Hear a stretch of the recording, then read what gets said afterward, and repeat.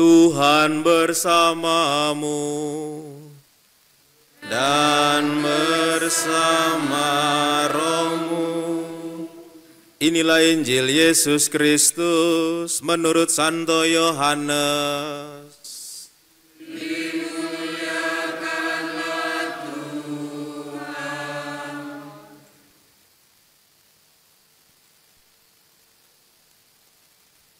Di antara orang-orang yang datang ke Yerusalem untuk merayakan Paskah, terdapat beberapa orang Yunani.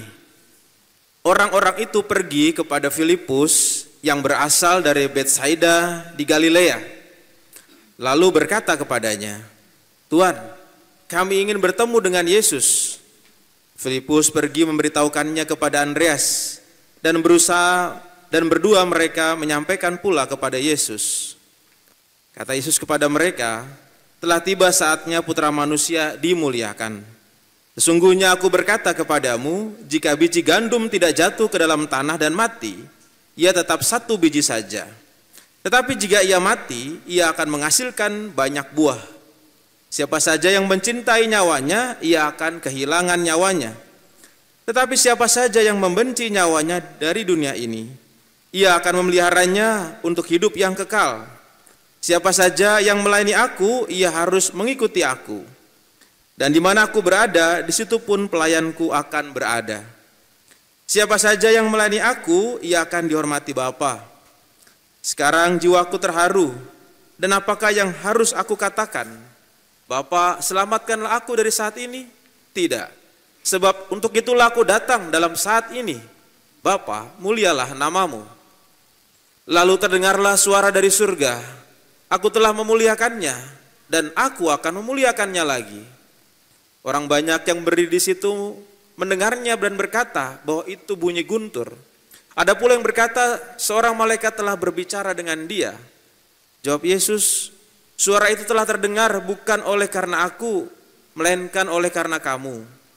Sekarang berlangsung penghakiman atas dunia ini. Sekarang juga penguasa dunia ini akan dilemparkan keluar.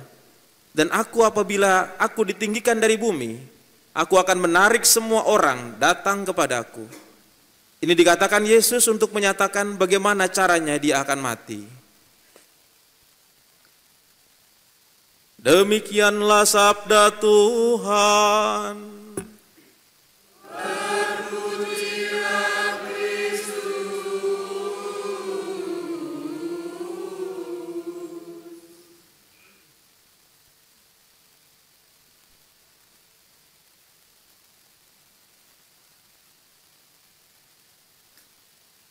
Bapak Ibu saudara-saudari, selamat pagi. Siapa yang dulu waktu SD pas pelajaran pertama mulai sudah menantikan bel pulang? Ada? Kalau tidak ada ya saya juga itu ya. Karena kalau waktu SD itu rasanya kalau bel pulang itu kita sudah melupakan nanti pelajaran-pelajaran. Siapa yang SMP juga masih demikian? Ada juga ya. Bahkan juga masih SMA saya juga menantikan bel pulang. Siapa saudara-saudari yang pada waktu hari Minggu ini sudah menyelesaikan liburannya, lalu kemudian sudah menantikan hari Minggu lainnya lagi? Besok udah kebayang hari Senin kerja, hari Selasa masih kerja lagi, terus Minggu, Sabtu udah libur. Jadi ketika orang sudah menantikan apa yang ada di depannya, lalu kemudian kita seolah-olah ingin cepat mengalami proses tiba-tiba mau liburan. Ada seorang anak kecil sedang berpergian dalam suatu tujuan yang jauh, datang ke rumah neneknya naik kereta api bersama dengan ketiga saudaranya.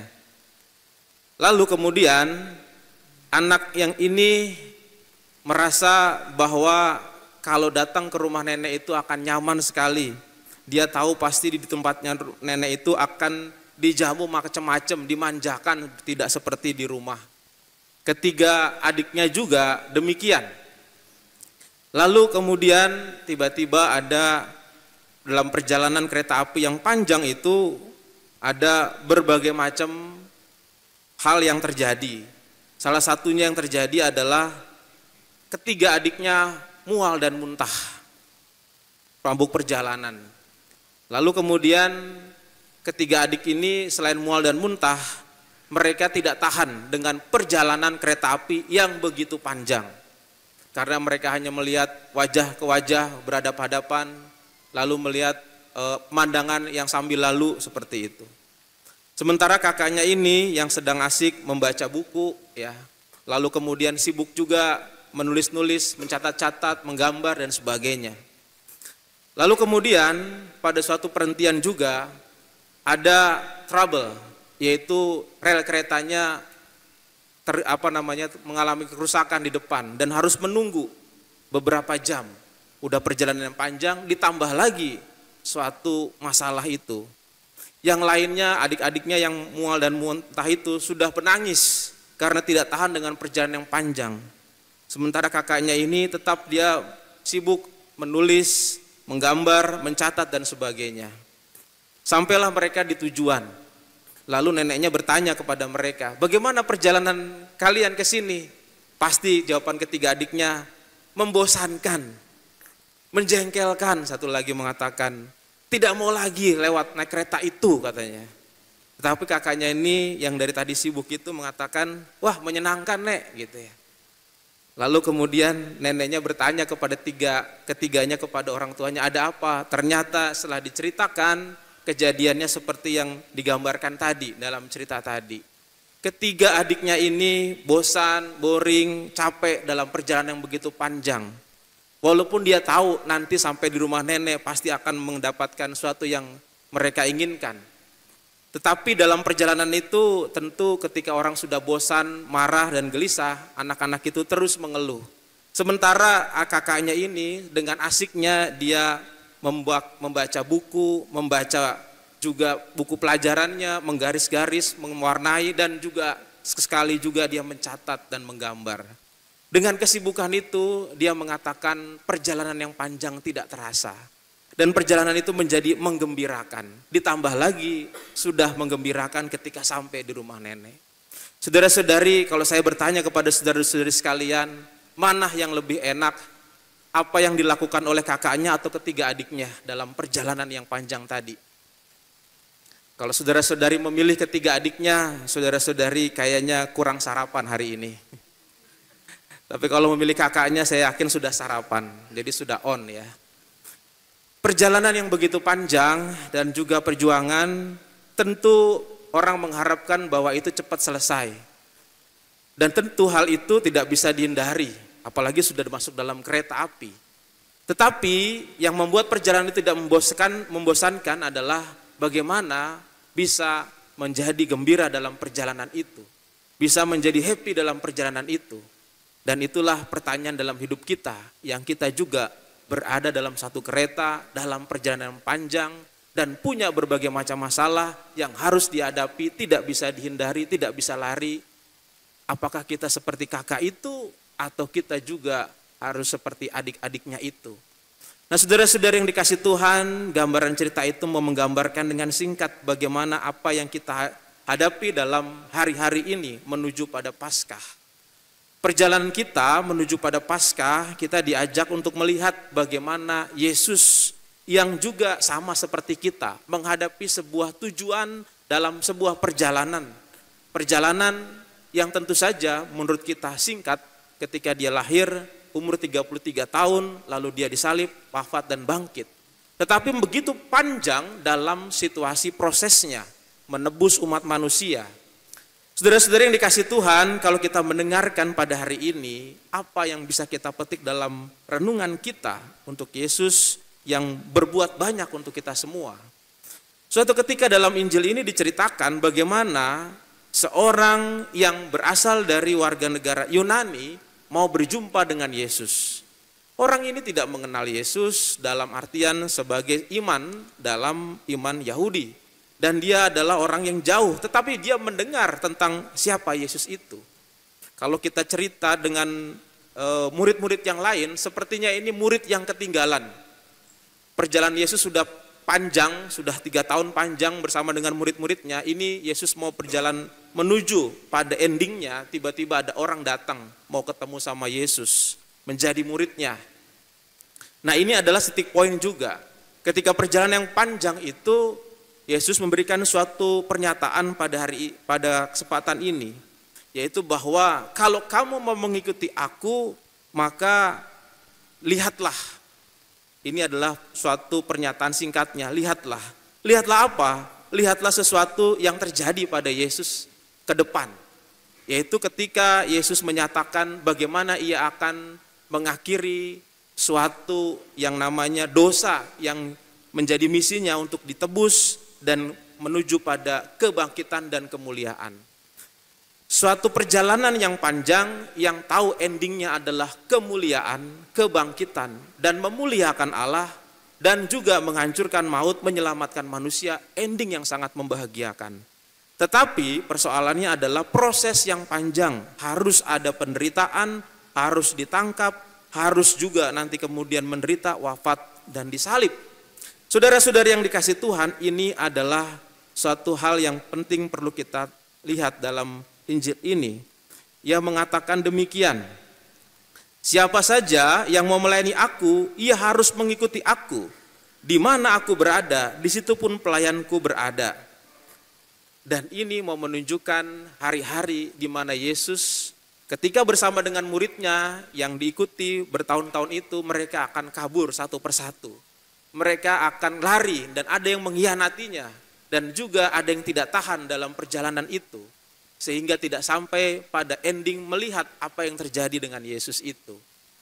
Hari-hari ya di mana para muridnya itu, nanti Yesus melihat bahwa nanti ketika dia di Taman Getsemani, orang-orang pada tidur, tidak berjaga dengan dia. Ketika nanti ditangkap, yang lain pada kabur. Ketika nanti mau menuju salib, hanya beberapa saja yang hadir. Dan ketika Yesus wafat, berapa yang lari dan melarikan diri untuk menyelamatkan diri. Nah, ini adalah suatu hal di mana para murid tadi yang ending belakangan tadi mau datang itu diajak untuk mengikutinya saja. Mengikutinya itu artinya adalah ada suatu contoh yang diberikan. Dalam perjalanan panjang yang kita tahu adalah suatu hal yang baik, akhirnya prosesnya pun juga harus menjadi suatu bagian dari hidup kita. Maka yang perlu diikuti adalah bagaimana Yesus juga mengatakan bahwa barang siapa yang akan memberikan nyawanya, dia akan memelihara nyawanya. Biji gandum itu harus mati untuk menghasilkan buah. Dan itu adalah sebuah perjuangan yang sehari-hari kita ikuti dan kita lakukan. Ada orang yang berjuang untuk bisa memberikan dirinya. Pagi-pagi sudah berangkat kerja, lalu kemudian berdesak-desakan di kereta api, di Metro Mini, ya di Transjakarta, keringatan, lalu kemudian bekerja seharian, pulang lagi. Untuk apa? Untuk ada sesuatu yang bisa menghasilkan buah, untuk menghidupi keluarga, menyekolahkan anak, dan juga bisa merawat anak. Itulah perjuangan sehari-hari. Biji gandum itu harus mati untuk menghasilkan buah.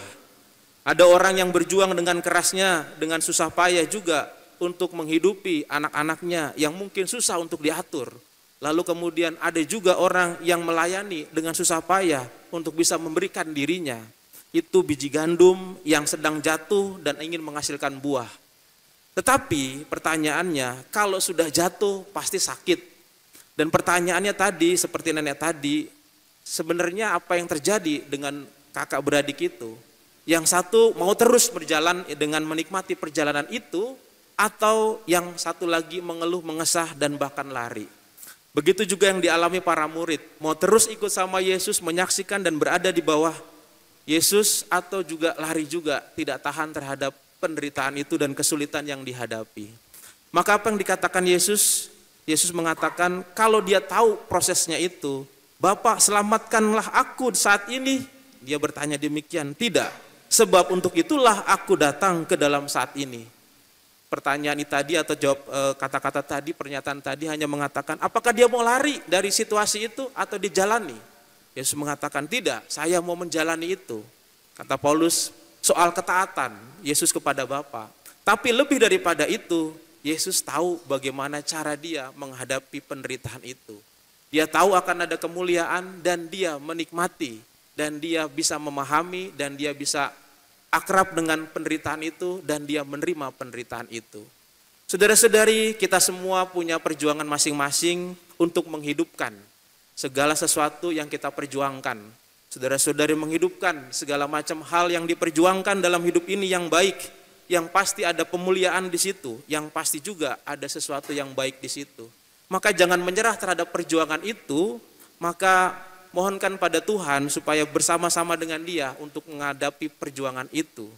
Dan disitulah, proses itulah kita diajak untuk akrab, untuk bisa melihat bagaimana situasi itu.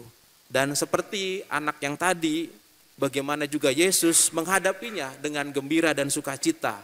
Bagaimana orang bisa mengalihkan yang bosan itu menjadi menggembirakan, perjalanan yang sulit itu menjadi membahagiakan. Dengan apa? Tentu saja dengan mencoba melihat bagaimana Allah juga menemani dalam hidup kita. Ketika anak kecil itu berusaha untuk bisa mengalihkan perhatiannya dengan berbagai macam hal, menulis, lalu juga ada mencatat, ada menggambar, sampai di perjalanan tujuan kita, maka kita pun diajak untuk mengakrabkan diri dengan perjalanan hidup kita, dengan berbagai macam hal yang bisa kita lakukan untuk menghadapi perjuangan itu. Semoga saudara-saudari dalam perjuangannya mengikuti Tuhan sampai selesai. Dan disitulah yang ditujukan bahwa biji gandum yang telah mati tidak sia-sia, tapi menghasilkan buah yang berlimpah. Semoga perjuangan saudara-saudari untuk hal yang baik juga menghasilkan buah yang berlimpah. Tuhan memberkati kita semua. Amin.